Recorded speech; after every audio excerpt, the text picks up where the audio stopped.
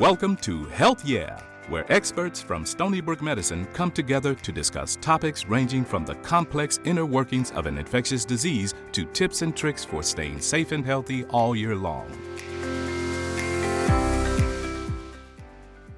Well, hello and welcome to Health Yeah.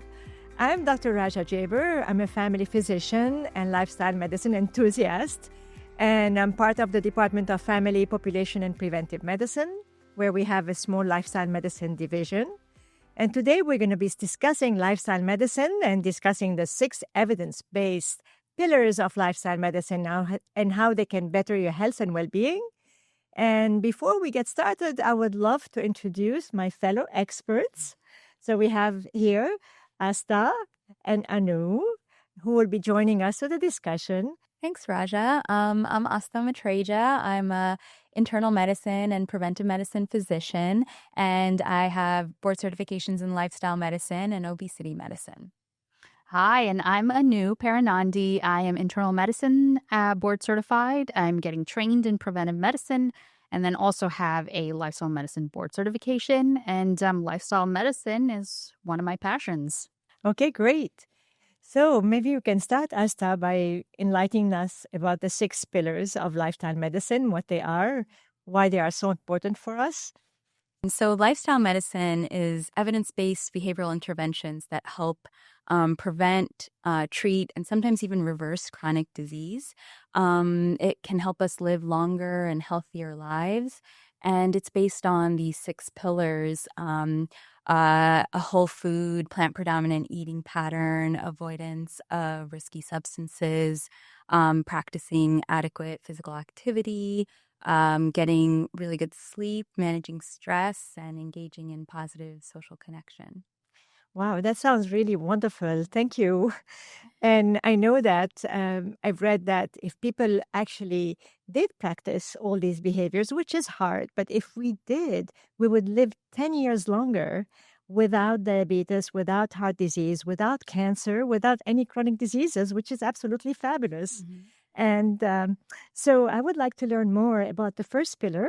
Anu, can you talk to us about what is healthy eating? What do we mean by that? It's so confusing to a lot of people. Yeah, so nutrition is actually fundamental to good health. And as you mentioned, it prevents chronic diseases, prevents cancer, and really it's all about your quality of life so that you don't have to deal with these diseases and you can live very well and fully. So in terms of healthy eating, what we mean by that is getting enough nutrition. So we're talking about macronutrients, which is basically carbohydrates, fats, proteins, and then micronutrients, which are vitamins, minerals, etc.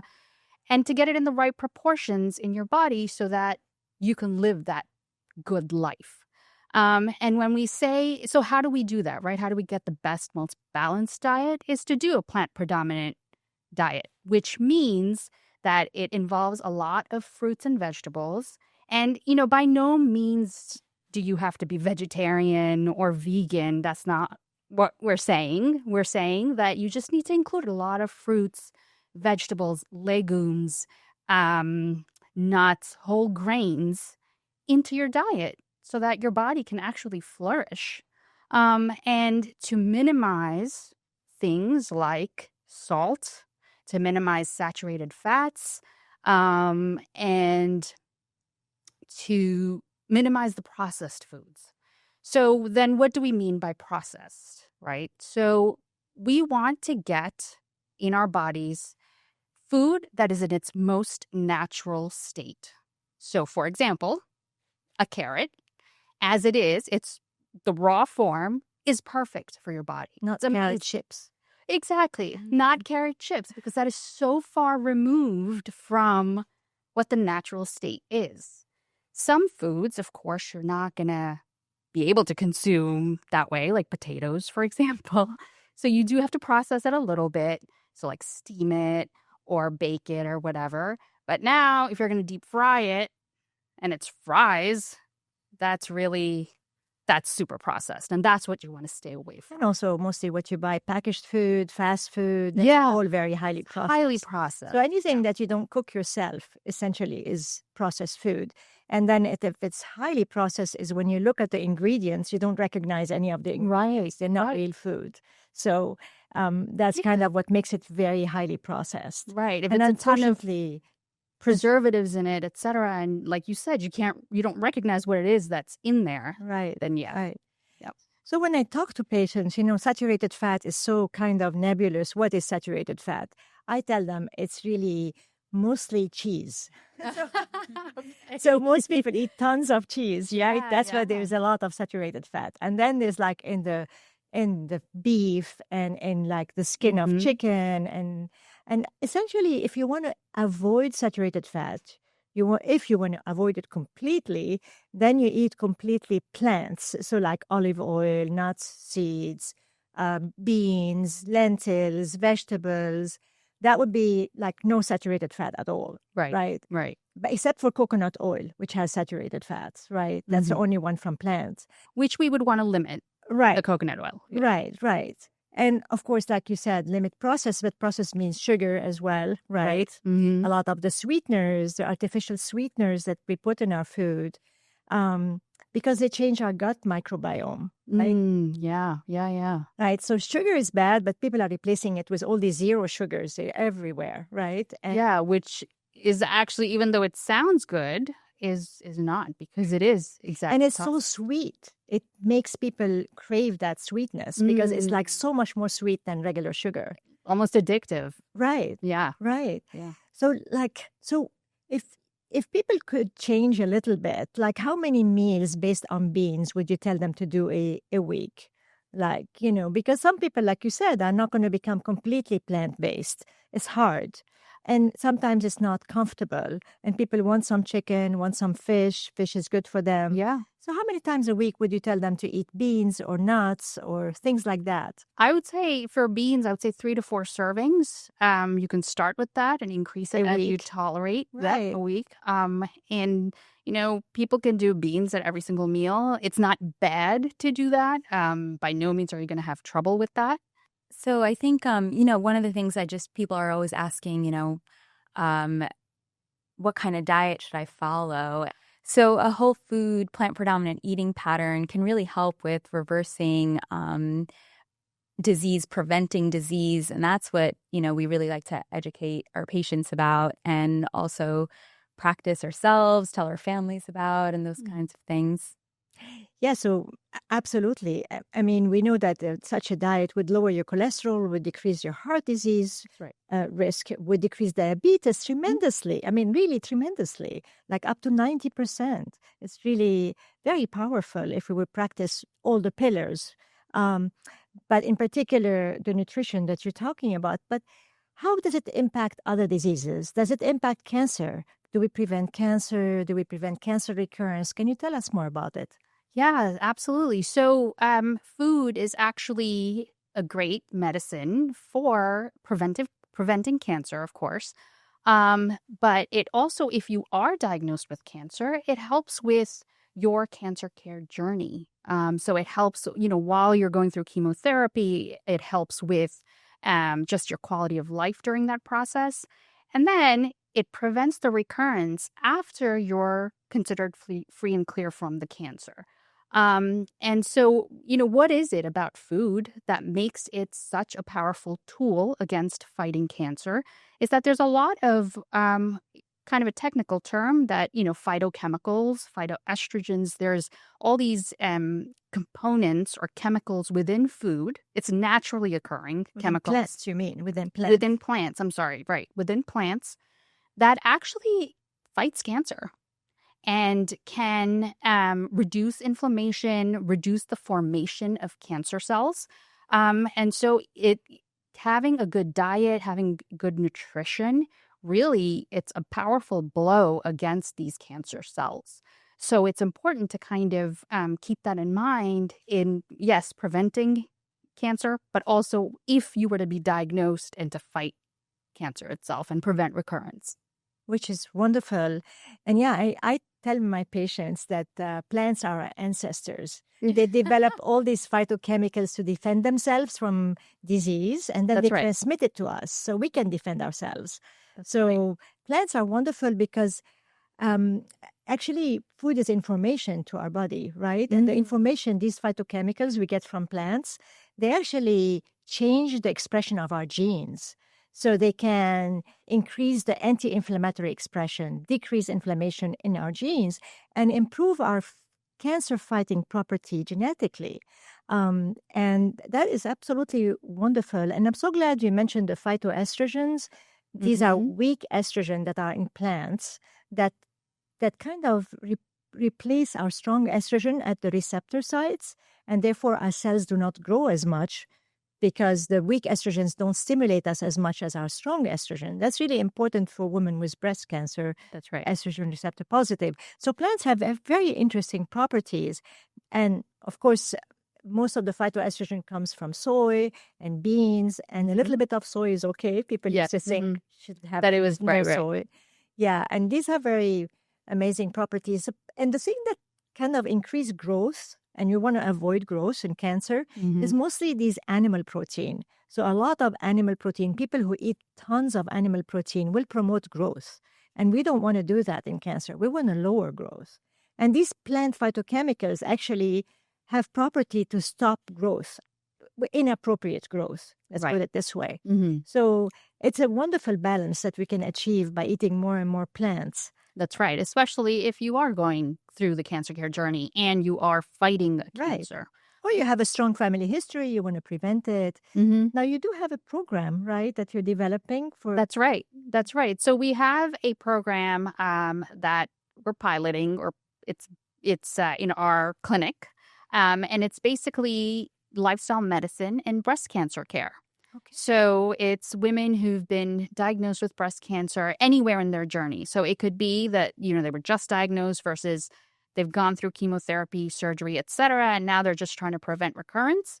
So either, in any stage, we see these women and we kind of formulate a lifestyle medicine plan, taking into account all of the 6 pillars so that they can live the best life possible. And part of that obviously is the nutrition. And this is like a group program or individual program? So we are seeing patients individually at the moment, but we are planning to expand it for seeing patients in a group. That's great. That's wonderful. Thank you, Anu. Yeah. That's so informative. And what's so powerful about something like this is it gives patients something to do that's in their control, and that's really what's so lovely about lifestyle medicine is that there's very little risk in trying this, and the benefits are just, they can be so impactful in helping you feel better, in helping your disease, and it's something that can be just life-altering as well. And thank you for mentioning that, because taking over control is so important. In the past, people would finish treatment and would be actually always scared. What's going to happen next, right? But now when they adopt a lifestyle program, they are actually doing something for things not to happen. They're not just waiting, which is actually incredible. It's empowering. Yeah. Thank you. Yeah. Yeah. So really, thank you for all of this. And I would like to see, talking about breast cancer, and we're going to move to the next pillar, which is avoiding risky substances, which is one of the pillars. And how does it relate to cancer and overall, and then in general, why is it so important in lifestyle medicine? Yeah, so generally for risky substances, what we're really focused on is tobacco, so smoking or any sort of use of tobacco products.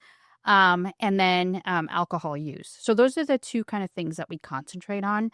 Now, it's kind of well known that smoking or tobacco can leads to lung cancer, but it really is linked to numerous other cancers, head and neck cancers, bladder, et cetera, et cetera. So really, it is a carcinogen and something to definitely be avoided. And I think it's been getting out there and more people know about it. But what I wanted to concentrate on is our alcohol use. So alcohol really is a carcinogen. And I know it's, having a glass of wine with dinner, etc., that's actually fine to do.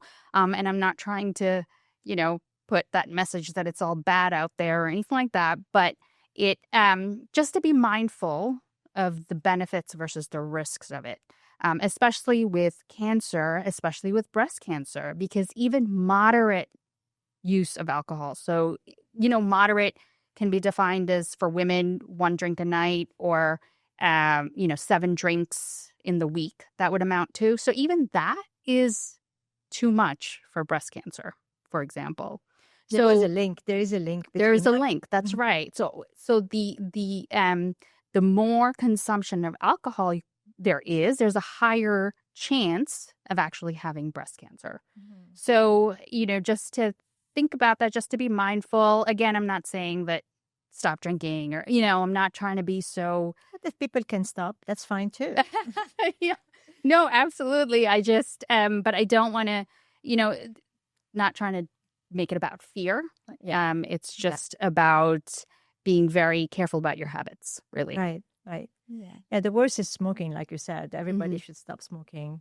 Yeah, there's no moderation in that one. And of course, all the other substances like, other drugs, street drugs that are linked to all kind of overdoses. But we're not going to expand on that in this particular panel. Right. Mm-hmm. But there's a lot of risky substances out there that, unfortunately, that kill people in their midlife. That's when most people die from it. Alcohol is mostly linked to car accidents in younger people. Yeah, but and alcohol, of course, has other health effects, not just for cancer. Right. Heart disease, cholesterol, a number of other... Liver failure, cirrhosis. Right. Yeah, it's so really bad. And colon cancer, very much linked to colon cancer as well. Yeah. Excessive alcohol consumption. Yeah. And we know it's a toxin because as soon as we ingest it, our body starts trying to get rid of it. Right? It's not really giving us nutrients. And so minimizing, those things that our body doesn't need is really the goal here. And it is a process, in sort of changing those habits. Mm-hmm. Yeah. And no doubt we are all creatures of habits. So sometimes people feel like singled out when they have a bad habits. Quote unquote. But we all have bad habits. Right. Some of us don't go to sleep. Stay up all night. Some of us watch too much TV. Some people eat too much. Some people drink too much. It's all a question of habit and developing healthier habits, letting go of the habits that are hurting us and developing better habits. And that's where all the science of behavior change comes. And we'll talk about it later. That's right. Yeah. Thank you, Anu. Well, thank you so much for this very interesting discussion about lifestyle and nutrition and risky behaviors. And now we're going to be talking about exercise. So thank you both. And we'll be right back to talk about exercise.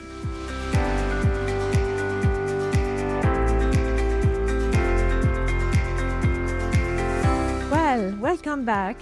And we are going to move now to our next pillar, which is exercise. And we have our exercise expert here.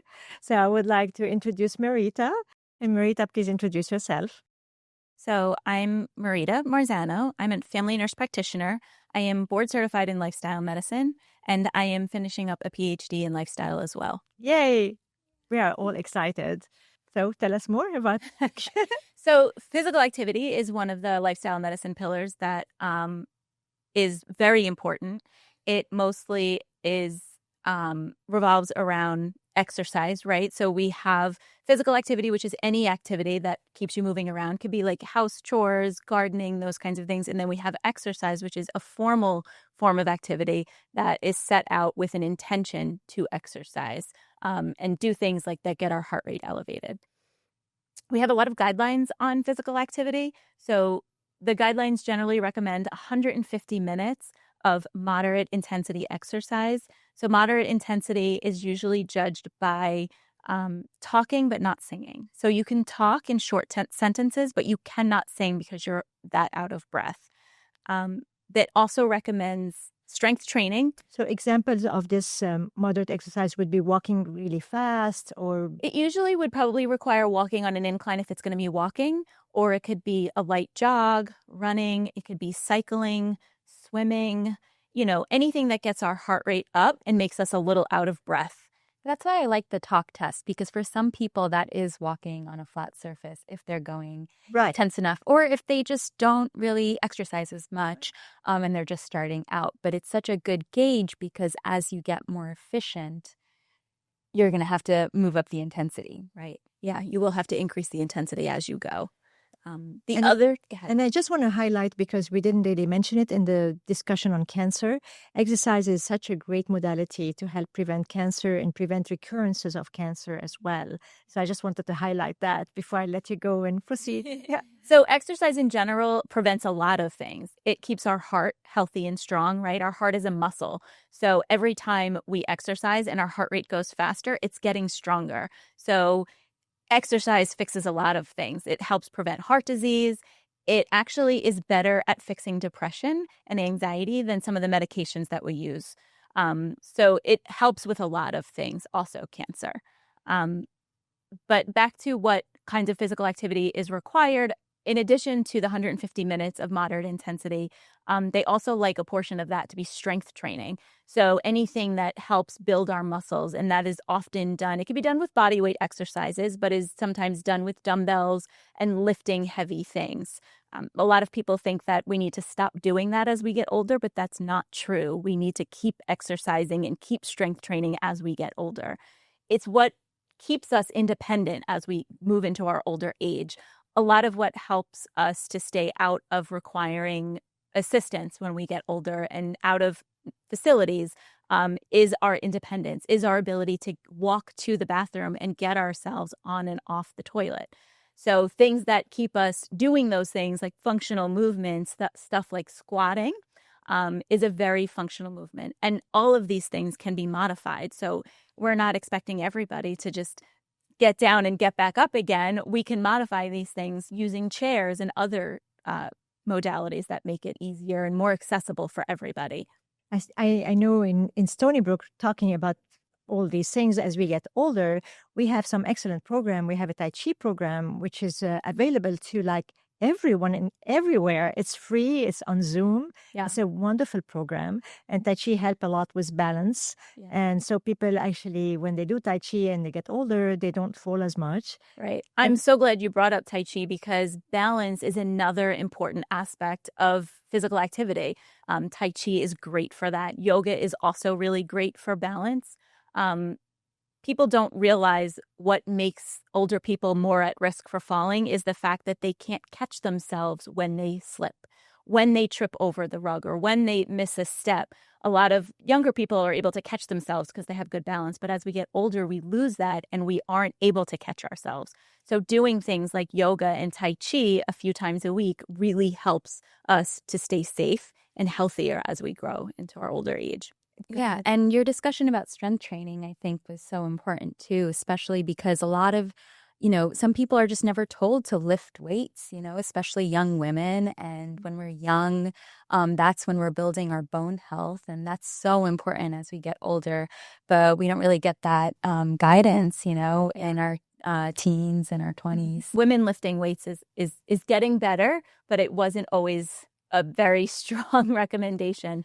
But we know now, because of osteoporosis and the risk that poses, how important strength training is, because it helps prevent osteoporosis and can even build bone density. We actually have a program, right, that does that. We have an osteoporosis group visit where we sit down with a few patients in a setting and we talk all about osteoporosis, how to prevent it, the nutrition and activity that goes along with it. And a lot of it is strength training. And it's getting people that are postmenopausal to lift heavy things. And of course, you have to go slowly, right? You have to go slowly. I can't jump into these heavy weights. And that's why we have a program with our physical therapy department to kind of transit people to that heavy weightlifting, so they can actually then maybe find somebody to help them with heavier weights. Because like you said, that kind of strain against the muscles pulling against the bone makes bone formation. It is easy to help to hurt yourself if you're not careful. Right. So we do usually recommend for people that are doing this for the first time to do it with a professional, and a physical therapist is a great option. Right. Yeah. And there's programs online for that. And we'll talk about our lifestyle medicine website at the end because it has a lot of resources. A lot of So we'll resources. mention it at the end. It'll have community resources and virtual resources. People that we think are competent for leading other people in exercise virtually. And because a lot of people have to do the virtual option for financial reasons and transportation reasons, when I tell people that have to do the virtual option, I usually recommend they do it with a mirror, right? So I usually have them have the virtual video in front of them and also a mirror so that they can look at the video and then look at themselves, because they need to make sure that they have good form when they're doing it so that we don't injure ourselves. Yeah, Right. that's awesome. That's wonderful. And like you said, like all of these exercises not only would prevent diseases like heart disease, strokes, hypertension, cancer, osteoporosis, but they also keep people fit. So like knee arthritis, which is like all people are like handicapped because of knee arthritis as we get older. If we keep our muscles strong, our glutes and our quadriceps, we're less likely to develop knee arthritis. Yeah, our muscles keep our joints in place, Right. and support them. And we lose muscle as we get older, right? So our muscles get weaker as we get older, and that's so important to fight with good nutrition and exercise. So this is like such a important. So as you important. saw, And we're so passionate about all it. passionate Yeah. about exercise. And I wanted to say, because I know that the recommendations, the guidelines say 150 minutes, but any exercise is good exercise, even if it's just 10 minutes a day. And there are studies that show 10 minutes shows better than improvement. zero. It's better than zero. Right. So any exercise is good exercise, and we don't always have to meet all of the guidelines, right? Lifestyle is not about being perfect or doing everything. It's about doing a little bit of everything. Right. Yeah. And sometimes I tell people, like, people are like, don't want to walk this half an hour. I say, walk 10 minutes after breakfast, 10 minutes after lunch, 10 minutes after dinner. So we can modify it for people so that can fit their needs. Yeah. Yeah. Well, I love the modification. I always tell people, even when they're injured and stuff, to not get out of the habit of doing it. Go and do your exercise, but do it modified in how you can do it, not with you could do it on the floor if you can't stand up, right? Because getting out of the habit is what gets us into trouble sometimes. Yeah. Right. Yeah. And you didn't mention the resistance bands. I just want to add it because some people don't have weight, but they can get resistance bands, and you can get a lot out of it. There is a lot of modifications we can use, a lot of very inexpensive props to help us achieve the mobility and independence and strength that we're looking for. And you can find so many workouts just online, so that just makes it so much There's easier. apps too. And in a lot of the apps, you can plug in what equipment you have and it will spit out what exercises you should do. And your level. And your level. Beginner, so I always tell people to start at the beginning if they're a beginner and then slowly work their way up. And we have a lot of these apps on our website. Yeah, we do. We have a lot of resources on it. And one thing I want to say, people are so, trying to exercise for weight loss. I just wanted to clarify that because it's great at maintaining weight loss. It helps you jumpstart for weight loss if you're going to exercise a lot. You have to do at least an hour a day if you're going to use exercise to help you lose weight. But the most important thing of exercise is that it makes us lose our belly fat. And belly fat is what creates a lot of the inflammation. And exercise is probably even better than nutrition to make us lose that belly fat, which is so important to prevent diabetes and heart disease and all kinds of things. Yeah. It improves our overall body composition, right? And that's where a lot of people are just so focused on the number on the scale, but it's really about your ratios and how much muscle you have. Like we said, we love our muscle, we want to maintain our muscle, and that's why exercise is so important. Yeah, we don't always need to be thin, but we want to be strong. Okay. Well, thank you so much, Maryta. Yeah. And I think we should move and talk about sleep, which is another pillar, right? Yeah. And one thing that I want to transit is exercise helps people sleep. a lot of people tell us that they sleep much better when they exercise. Yeah. And people will say, I can't exercise, I'm too tired. But it actually does give you energy and makes you sleep better at night. Absolutely. That is so important. But I think the energy part is what so many people struggle with. I mean, I think every day, I think most of us see patients who complain about being tired. And my first question when you're complaining about being tired is, how much are you sleeping? And oftentimes people are not sleeping enough, or they're not getting restful sleep. They're waking up a lot in the middle of the night for various reasons. And so, I tell people that sleep is so important, to get at least 7 to 9 hours of sleep each night, to make sure that when you're waking up, you're feeling well rested. We know that we need sleep because we know when we don't sleep, we're tired, irritable, we're more hungry. It affects our mood, our stress, our cognition, our memory. Yeah, exactly. So we spend quite a bit of time in our lifestyle medicine appointments talking to patients about their sleep. Yeah. And so what can people do to improve their sleep? Like, so some people can't fall. I mean, I think a third of our population have problems sleeping. So it's so common, because between falling asleep, not staying asleep, people who have sleep apnea, which is a big kind of epidemic, because unfortunately we are quite overweight as a population, and that's kind of linked to sleep apnea, but not all the time. Right. So I think, step one is just assessing what you're doing before bed. That may not be helping you sleep. Just like we have a routine when we get out the morning and go to work, we need a routine when we go to bed. And you got to kind of treat it like your job. You make your coffee in the morning, you brush your teeth, you get out, you make breakfast, lunch, go. You need to do the same wind down procedure. And so talking about sleep hygiene is really important. Some people still struggle, and they've been struggling for a long time with insomnia. So that's where we can employ strategies and programs like cognitive behavioral therapy for insomnia, which we're so lucky to have a program here at Stony Brook that does that. And then evaluating for sleep disorders like sleep apnea or upper airway resistance syndrome. Yeah, we have a great program. Dr. O'Brien at Stony Brook has a cognitive behavior therapy for insomnia, which is actually the most effective for chronic insomnia. Yeah. As to learning how to approach sleep. So many people are so worried about not sleeping, right? So going to bed, they have all these worry thoughts. They're constantly thinking, oh, I'm not going to sleep. I'm going to be tired tomorrow. And it's all these thoughts actually prevent them from sleeping. Yeah. So there's a great program to help them approach that differently. And we refer a lot of our patients to Dr. O'Brien. And sleep is very important for our health, right? Is it important for cardiovascular disease? Can you tell us more about why is it so important? Yeah, so we have so many important functions that are linked to like adequate sleep. When we don't get that rest at night, our body never relaxes, it never calms down.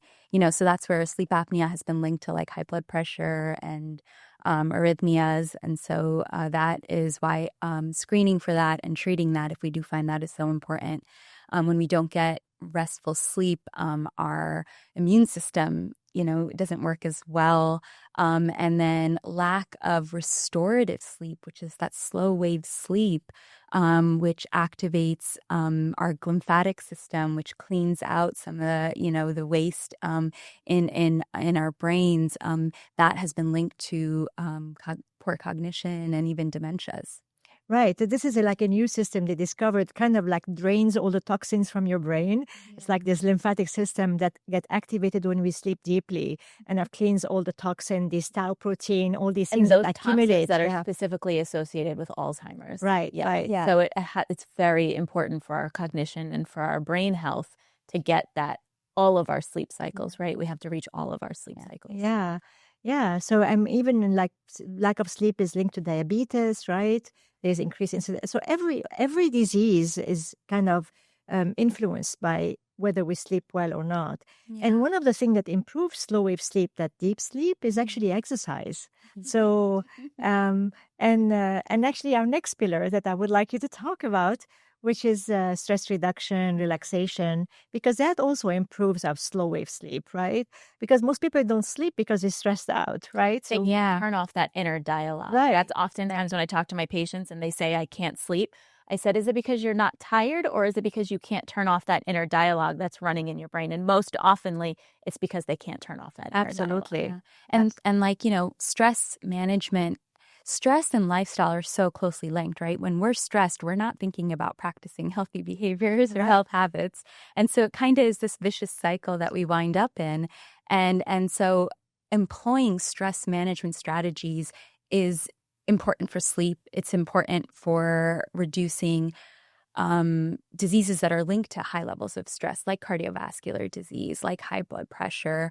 And so all of the diseases, because increased stress, is linked to increased inflammation.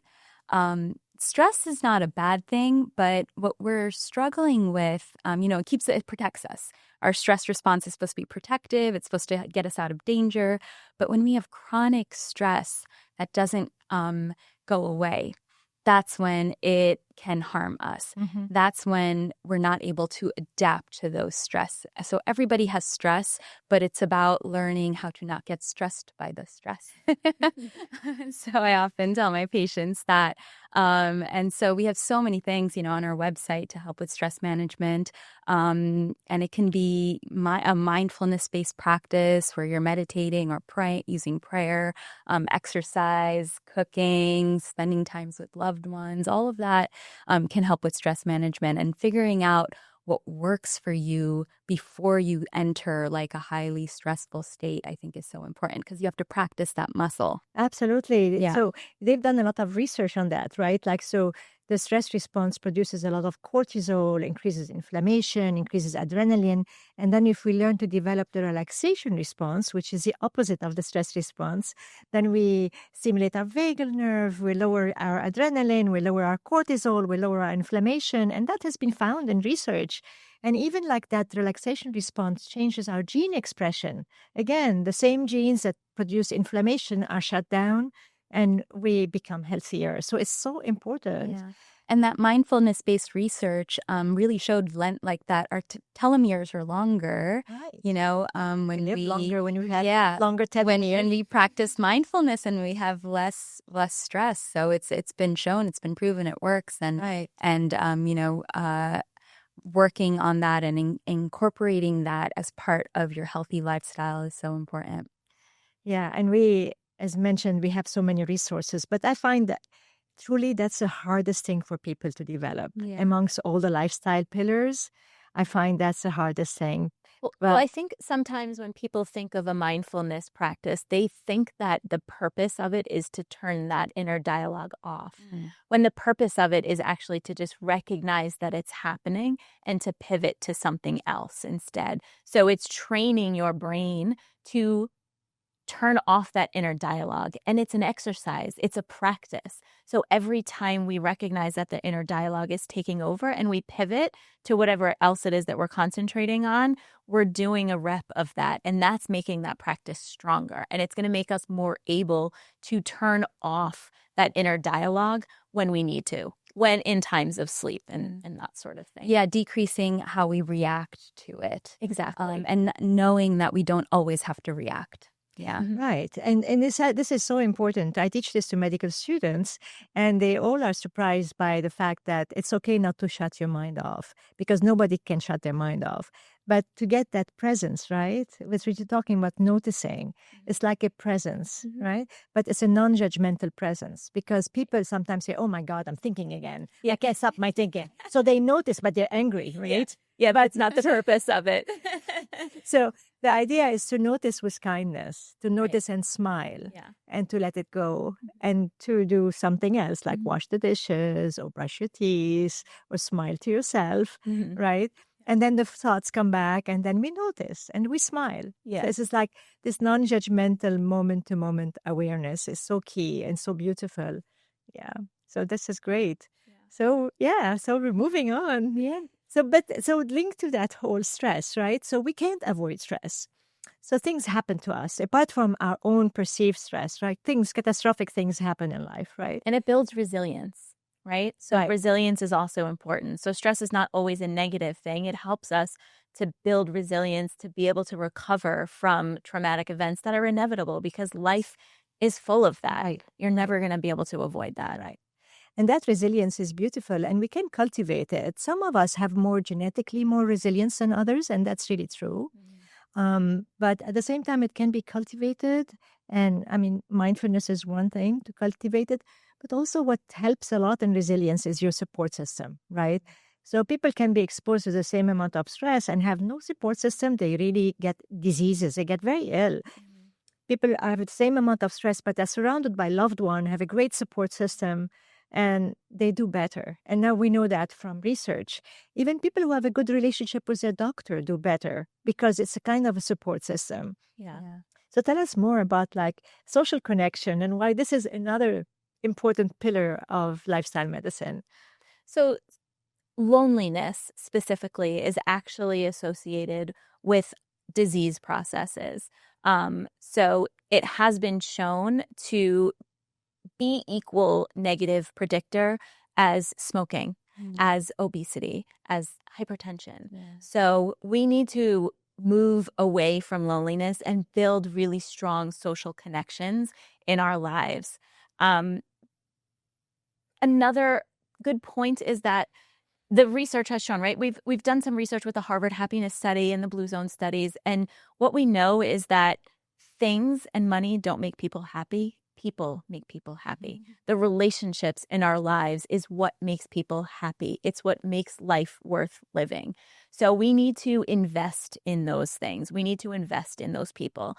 And our relationships in our lives are never always smooth sailing, right? They are sometimes full of events and stress and ups and downs. And the research actually shows that that's okay. But what has to be there is mutual respect. So you can go through these ups and downs where you have disagreements. And when those come, as long as you treat each other with mutual respect and you attack what's happening as a problem that you're trying to solve together instead of the other person, that is what builds nurturing, strong relationships. And that's what keeps us healthful.